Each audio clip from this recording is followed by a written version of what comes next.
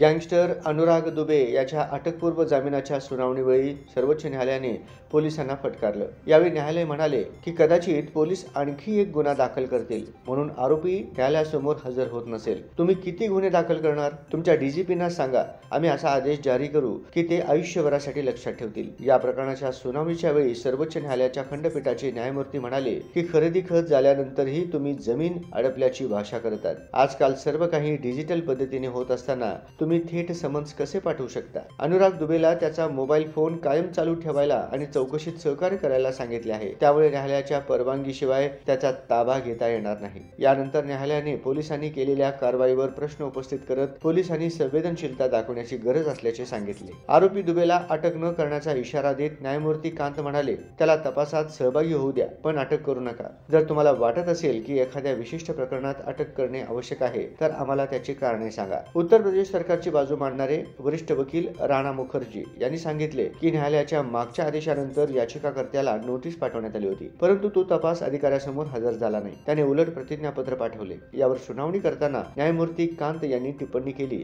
की याचिकाकर्त्याला कदाचित UP police त्याच्यावर आणखी एक खोटा गुन्हा दाखल करेल याची भीती आहे।